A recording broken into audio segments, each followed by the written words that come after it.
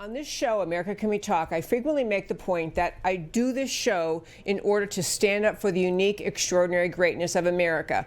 And occasionally, I want to spend a little longer talking about what I mean by that. And I want to do it today because it's my first day back after a bit of a vacation in California in August. And I'm back and hitting the ground running. You know, it's kind of back to school, back to life, starting today. And I wanted to spend a minute talking about what I mean by the idea of speaking up for and defending the idea of America. Most young people in this country have lived their lives in the most secure, stable, prosperous, safe, precious country in the world. They have no idea what life can be like in other countries. They have no idea what life in America would be like if we abandoned some of the building block ideas of America. But those very building blocks of ideas, those building blocks that made America, that created America, are under rapid fire assault from the American left on many, many fronts. And that's what I try to focus on in this show. It's not just the issue of the day, the moment, the top issue of the day, or the latest controversy. It's the larger picture of what do patriots do in this time, in this generation, to fight to preserve America from the assault of the American left. When I say assault of the American left, I'll just give you a few examples. We have actual serious candidates for presidency of the United States of America who are socialists, collectivists, communists. Do not dupe yourself that they're very, very different terms. Yes, you can get down in the weeds and refine them and find distinctions. These people are about government-controlled society. They are about taking away the freedom of the individual in this country to live his or her life in freedom. That's what socialism does. That's what collectivism is. That's what ends up being communism, because most people will fight back when they realize how much the government is trying to take away their freedom. Yet this is a popular, trendy idea in this country, embraced by young people who have no clue what they are supporting. It is incumbent on informed patriots to speak up and point it out over and over and over and over and over. We have another fundamental threat to America's future of freedom, and that is Islamization of America. The conquest ideology of Islam being forced on America in sometimes very overt ways, very open ways, and sometimes surreptitiously. We're going to talk about that and how this conquest ideology of Islam has been part of Islam since the time of its founding by Muhammad and has been carried out by Islamists in this world since the time of the founding of Islam, and it's happening today in America.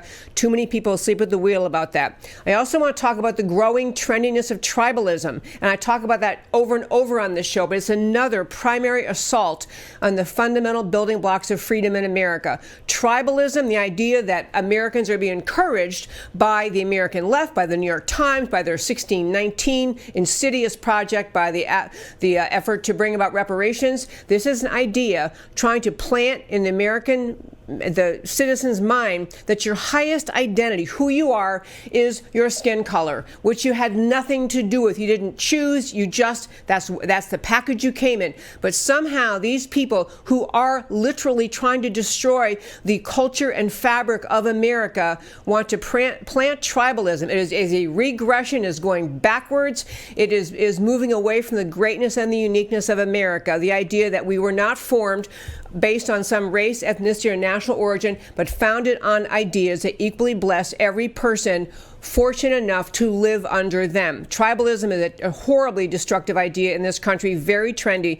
Another is the actual idea of ending sovereignty. The idea that in America, we have a country that is ruled by our laws, our policies, our governance, and those came from the ideas in the Declaration of Independence and the ideas in the Constitution. Those documents and the underlying ideas literally created America. And we have sovereignty is just the idea that your government has control of your space of land on the earth. The country of Greece has sovereignty over the Greek and the Greek islands. The country of Italy, sovereignty over Italy. And in America, our government is supposed to have sovereignty over the United States of America. Many on the American left happily would abandon our border. Truly, literally don't want a border, want to let anyone come in who wants to come in and give them a path an almost immediate path to citizenship, this is an abandonment of our sovereignty.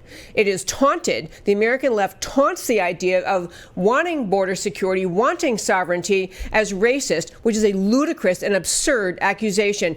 But yet there we are. Here we are in 2019, presidential candidates on the Democrat side completely disinterested in whether America even has a border. Final example I'll hit of these fundamental building blocks of America under assault from the left is the rule of law. We have in this country the precious idea that we're all equal under the law, under the eyes of the law, that the same laws apply to everyone. There's no special category of people who don't have to follow the laws. That is what America is supposed to be. And what we have instead right now is people on the American left very willing to look the other way when, for example, Hillary Clinton, the rock star Democrat presidential candidate who lost, clearly having violated federal law, serious federal law violations, yet nothing happens to her. We had an entire witch hunt under the Mueller investigation into the non-existent Trump-Russia collusion, and we're having a hard time getting to the idea of who it is could be prosecuted. And we're watching the prosecution, and almost we're getting close to the sentencing of Lieutenant General Michael Flynn, who, fortunately for him, has retained one of America's top attorneys, Sidney Powell. We'll talk about that today. In closing out in the first five, I want to say this.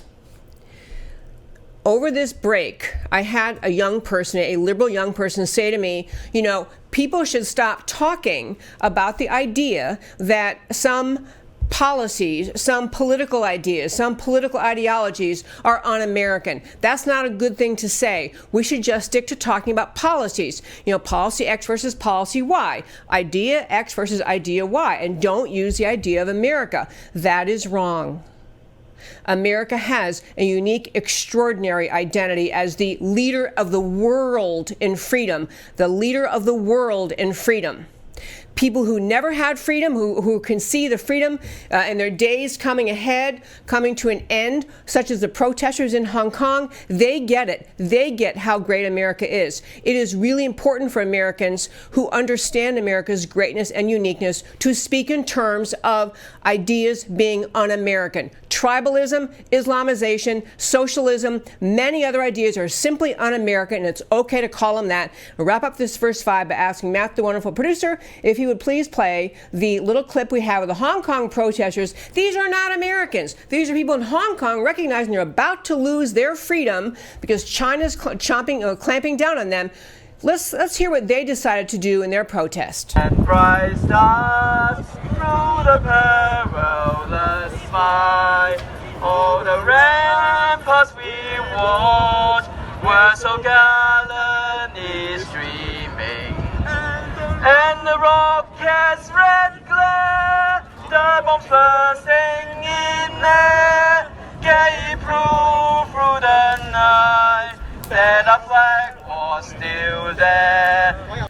Okay, folks, these protesters in Hong Kong, recognizing China is going to eventually, or so they hope, take back control of Hong Kong under the agreement that was made, and China is already cracking down on freedom in Hong Kong. These people, halfway around the world, understand and value freedom more than Americans in our country today. This is an outrage. This is dangerous, and the only way to fix it is for people who know and love this country to speak up more firmly, more readily, more consistently, and more passionately about the goodness and greatness of America. And that, my friends, is today's First Five.